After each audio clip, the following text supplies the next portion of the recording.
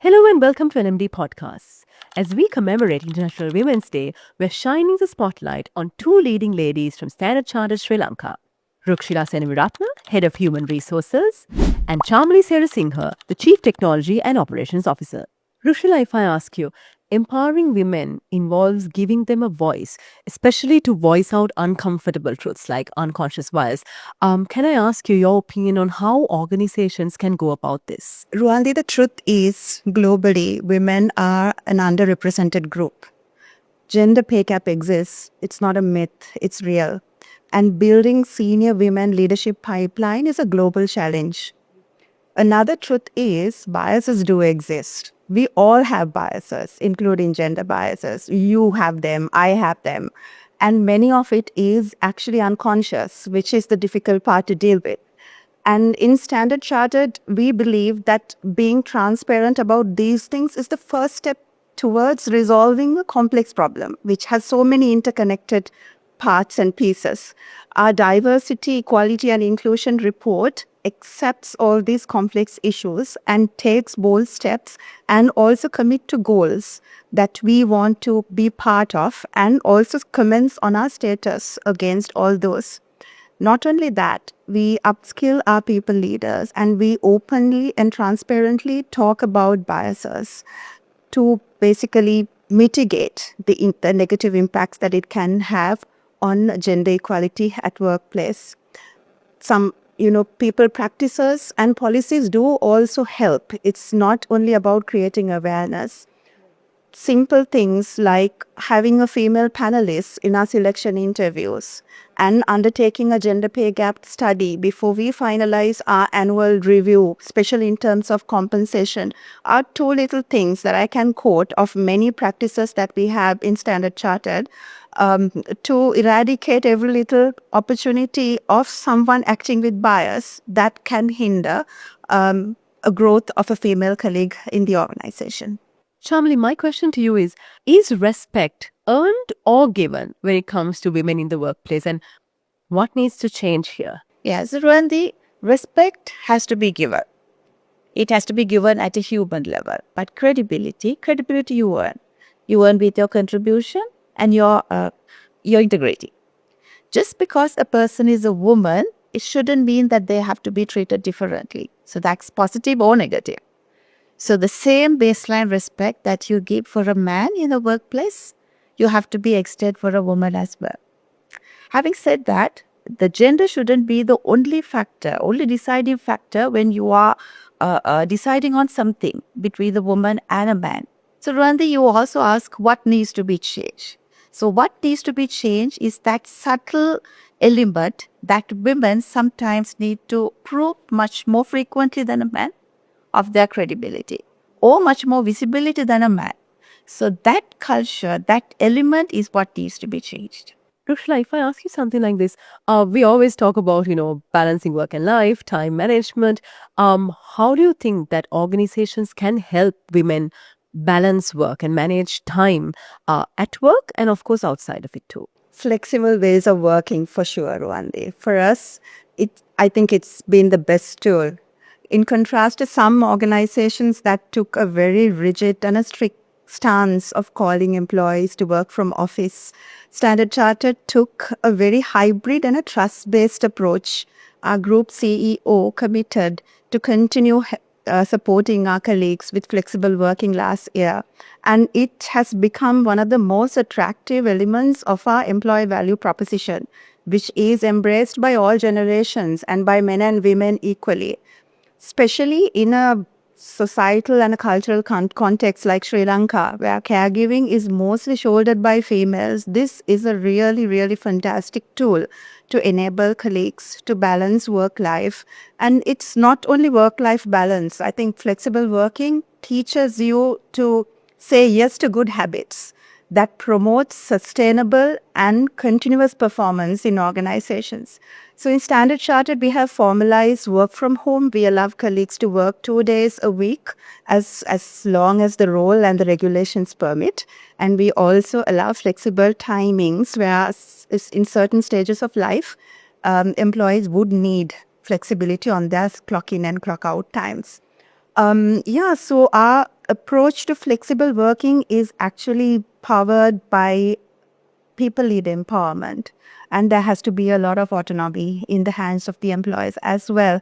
So it has worked well for us, apart from flexible working that I spoke of, fixed shuttle times to and from work, kid care, and even the well-being tools, the platforms that we have employees can access on demand are some of the other tools that I can think of to help colleagues manage work-life balance. Chamalie, if I turn to you, technology has become part and parcel of everything we do.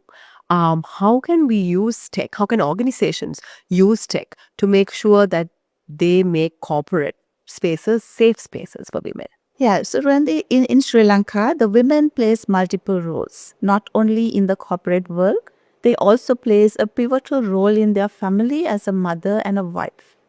So you see the women enters into the corporate space, competed, but after some time they step away. So that is not because of the competency, because there are conflicting roles that they play. So the long working hours, the long commute sometimes conflicts with the role that they play with the family and the expectations of the society. So the organizations has to acknowledge that gap. So knowing that is a key to providing the solutions, right? So technology as an enabler can give a lot of solutions in this space. Especially now, the remote working. The most organizations has inbuilt this remarkable tool which gives an advantages for both the employee and the employer to make best of both the worlds. So likewise, the women who can take couple of days away from office, work from home, giving due care to the family wherever needed, have without having to worry about the long commute and the long working hours, but still give the same output for the organization. Similarly, you also have virtual meetings, you have a virtual training. So all those things that made enabled mostly from the COVID days where the technology has most grown on this space. So the organizations who actually understand this balance right, who can give the right solutions for the women and the employees to get it right. Rukshila, something that we often hear today is that all companies are, required and asked to change and transform. But what happens is when you are transforming, there's a lot of uncertainty as well as, of course, opportunity. What would you say encompasses giving access to women, to make use of those opportunities during transitional periods? For example, like what Standard Chartered Sri Lanka is going through right now. Ruan, the Standard Chartered Sri Lanka is probably undergoing the largest transformation in history, with our wealth and retail banking business being divested.